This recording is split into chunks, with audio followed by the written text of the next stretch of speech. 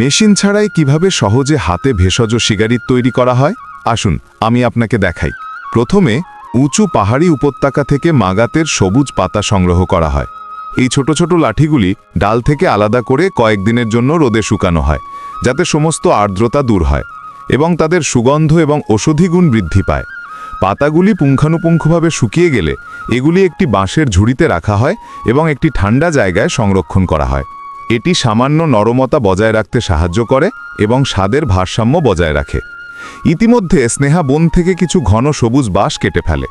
সে মাঠে একটি ছোট গর্ত খনন করে, জল দিয়ে পূর্ণ করে এবং বাঁশ পুঁতে দেয়।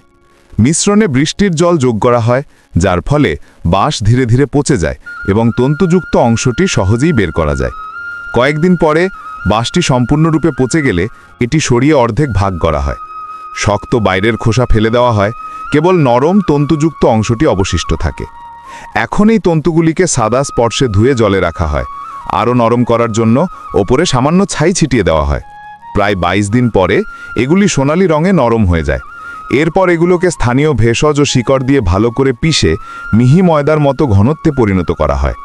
তারপর এগুলোকে একটি জলের ট্যাঙ্কে রেখে পাতলা কাগজের পাত তৈরি করা হয়।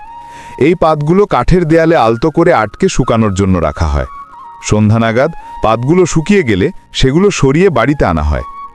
এখন আসল জাদু শুরু হয়। প্রায় 2 মাস ধরে সংরক্ষিত শুকনো পাতাগুলোকে স্থানীয় সরঞ্জামে ঢুকিয়ে সূক্ষ্ম এবং নরম গুঁড়ো করা হয়। তারপর এই পাতাগুলো একটি চালুনি দিয়ে ছেঁকে নেওয়া হয়, যাতে কেবল সূক্ষ্ম হালকা তন্তুগুলো থাকে। প্রস্তুত কাগজের একটি টুকরো নিয়ে মাটির পাতা দিয়ে ভরা হয়।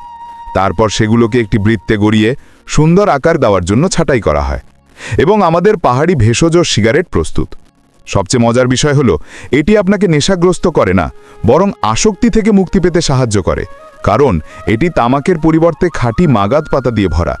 যাই হোক, আপনি কি ধূমপান করেন? কমেন্টে বলুন। দয়া করে চ্যানেলটি সাবস্ক্রাইব করুন, লাইক কমেন্ট শেয়ার করে উপকার করুন।